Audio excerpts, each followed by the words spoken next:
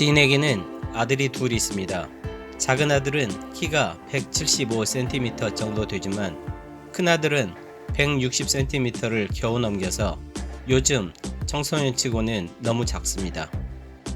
만날 때마다 지인이 가슴 아파하면서 하소연하듯이 말하는 두 아들 간의 심한 신장 차이의 이유는 이렇습니다. 큰 아들은 쓰레기장을 메리판타에 지어진 아파트에서 유아 시기를 보냈고, 작은 아들은 문제의 아파트를 떠나서 다른 곳에서 유아 시기를 보냈다고 합니다.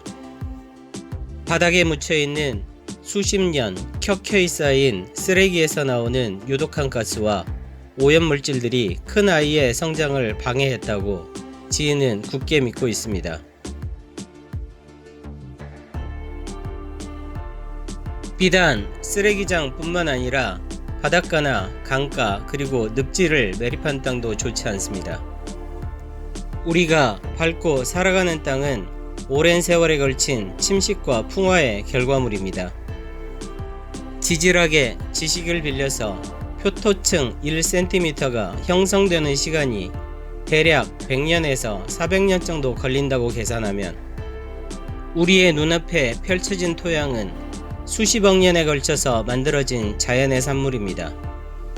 토양 형성 과정에서 암석이 가지고 있던 거친 기운은 사람이 살 수 있는 순화된 생기로 변합니다. 이 과정을 풍수에서는 박환이라고 합니다. 바닷가 매립은 억겁의 세월에 걸쳐서 이루어지는 자연현상을 단지 몇 개월, 길어봤자 몇 년에 걸쳐서 인위적으로 대체하는 행위입니다.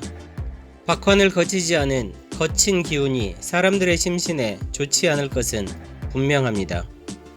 풍수를 떠나서 땅에 묻힌 갯벌에서 나오는 유독가스와 동식물의 사체가 부패하면서 뿜어내는 오염물질, 그리고 매립지의 검고 습한 토양에 여전히 배어있는 염분기가 사람들의 건강에 악영향을 미칠 것입니다.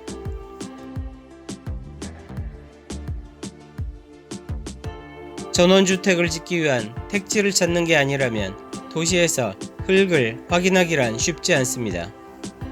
아파트 단지는 화단을 제외하고는 전부 시멘트로 덮여있고 화단 역시 성토공사로 인해 원래의 흙이 아닙니다.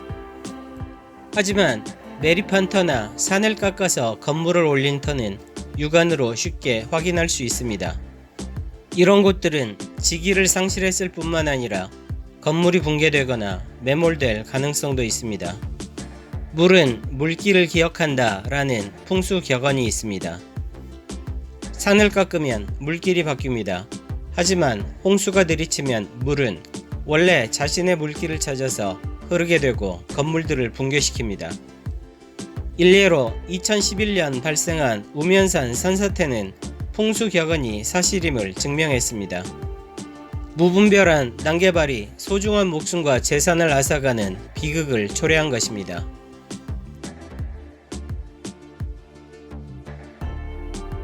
집을 지을 땅을 찾을 때는 모래가 많이 섞여 있는 사질토나 흙먼지를 일으키는 땅은 피해야 합니다. 이런 땅들은 표피층이 깊지 않고 지표면 가까이에 안반이 형성되어 있습니다. 지하의 수분 공급이 여의치 않고 비가 와도 곧 말라서 생기를 품지 못하는 땅입니다. 주역으로 보면 연못에 물이 다 빠져버린 택수곤의 형국입니다. 택수곤의 곤은 가난할 곤입니다. 빈곤과 고난과 고통을 의미합니다. 수분이 많고 검푸른 빛이 도는 점토질의 흙도 좋지 않기는 마찬가지입니다. 사람이 살기에 좋은 땅은 적절한 수분을 함유하고 있으며 토질이 너무 단단하지도 무르지도 않습니다. 서울 남산자락 회원동에 자리한 우리은행은 본점 신축 사옥을 매각하려다가 신축 건물을 올리기 위한 굴착 공사 중 황금색 혈토가 나왔다는 사실을 뒤늦게 확인하고 급히 매각을 중지했습니다. 우리은행에 의해서 알 수 있듯이 우리나라 대기업이나 금융자본들 그리고 재벌가의 사람들은 풍수에 매우 민감합니다.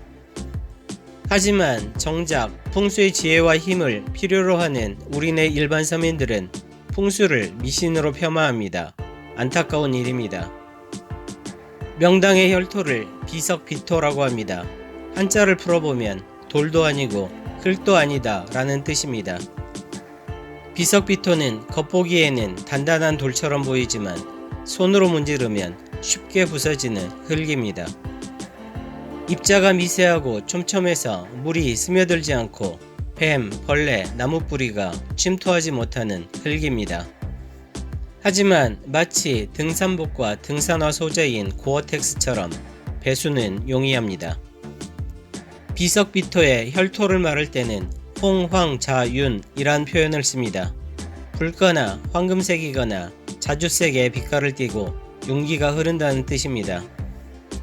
오행의 색깔인 청, 홍, 황, 백, 흑 중 두세 개의 색이 섞여 있고 밝기는 흰색에서 연한 검정까지 다양하지만 밝은 황금색을 띤 경우가 가장 많습니다. 만약 집을 짓기 위해 땅을 파던 중 비석비토가 나오면 신받다를 외쳐도 됩니다.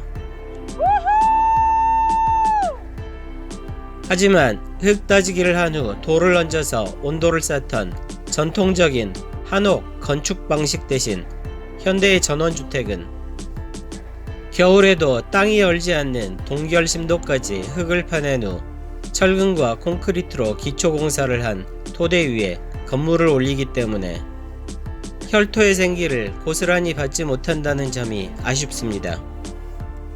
그럼에도 불구하고 비석비토가 나왔다는 것은 그 땅이 명당의 국세를 갖췄다는 사실을 보여줍니다.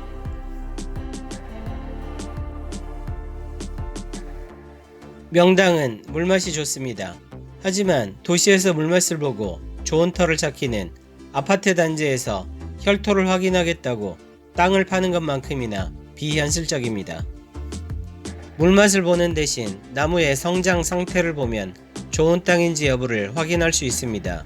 물이 좋은 곳에서는 나무가 잘 자랍니다. 새로 입주한 아파트 단지에는 대개 어린 묘목을 심는 대신 키 큰 나무들을 이식합니다. 따라서 이식된 나무들이 제대로 성장하고 있는지 살펴보면 그곳의 지기, 즉 땅의 기운을 알 수 있습니다.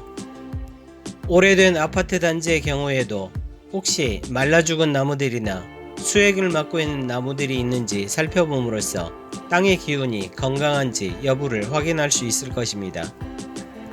참고로 개인주택 울타리 안에 키 큰 나무가 있는 건 좋지 않습니다. 개인주택에 키 큰 나무가 있으면 채광과 통풍이 불리하고 가을에는 낙엽이 떨어져서 관리가 쉽지 않습니다.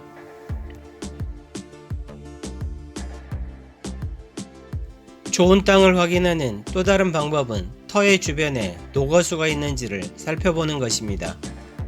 주변에 녹어수, 곧 오래된 큰 나무가 있는 곳이 명당입니다. 충무공 이순신의 벗이자 선조 때 영의정을 지낸 서해 유성룡은 녹어수의 숲에서 태어났습니다.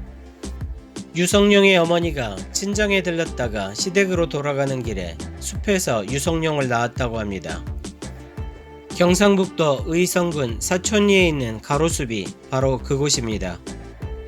매봉산 기슭에서 시작하여 남쪽 하천변을 따라 길게 뻗어있는 가로숲은 마을 서편에 있다고 하여 서림이라고 불리는데 천연기념물 제405호로 지정되어 있으며 수령이 최고 600년에 달하는 10여 종의 나무들이 울창하게 우거져 있습니다. 예로부터 사촌리에는 3명의 정승이 태어난다는 전설이 전해져 내려오고 있습니다.